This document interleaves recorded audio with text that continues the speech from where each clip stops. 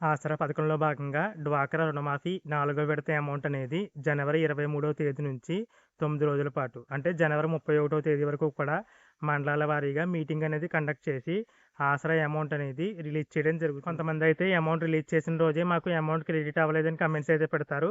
గత ఇన్స్టాల్మెంట్లో చూసినట్లయితే అంటే మూడో విడతకి సంబంధించి చూసినట్లయితే కొంతమందికి అయితే 2 నెలలు 3 నెలల వరకు కూడా ఆసరా అమౌంట్ అనేది పడడం జరిగింది. కాబట్టి ఈ ఫోర్త్ ఇన్స్టాల్మెంట్కి కూడా అంటే నాలుగో విడతకు కూడా అంత టైం పట్టకపోయినా కనీసం నెలైనా క్రెడిట్ అవ్వడానికి టైం అయితే పడుతుంది. కాబట్టి మీరు కొన్ని రోజులైతే వెయిట్ చేయాల్సి ఉంటుంది. కొంతమందికి ఈ ఆసరా అమౌంట్ అనేది పర్సనల్ అకౌంట్‌లో క్రెడిట్ అవుతుంటే కొంతమందికి మాత్రం వారి పొదుపు ఖాతాలో ఈ అమౌంట్ అనేది పడడం జరుగుతుంది. ఎవరికైతే పొదుపు ఖాతాలో ఈ అమౌంట్ అనేది పడిందో ఆ గ్రూప్ సభ్యులందరూ కూడా తప్పకుండా తీర్మానం రాయించుకుని బ్యాంక్‌కి వెళ్లి కొంతమంది సంతకాలతో ఆ అమౌంట్ అనేది పర్సనల్ అకౌంట్‌కి అయితే ట్రాన్స్‌ఫర్ చేసుకోవాల్సి ఉంటుంది. దీనికి మళ్ళీ కొంత టైం అయితే పడుతుంది. ఈ ఆసరా అమౌంట్ అనేది ఎంత పడుతుంది అంటే మీకు ఆసరాకి సంబంధించి మూడవ ఇన్స్టాల్మెంట్‌లో ఎంత అమౌంట్ అయితే పడిందో నాలుగో ఇన్స్టాల్మెంట్‌లో కూడా అంతే అమౌంట్ అయితే పడుతుంది. అలాగే మీరు ఈకేవైసీ అయితే కంప్లీట్ చేసుకోవాలి. అంటే డ్వాక్రా వీవోఏ వద్ద ఈ ఆసరా పథకానికి సంబంధించి ఈకేవైసీ అయితే కంప్లీట్ చేసుకోవాల్సి ఉంటుంది.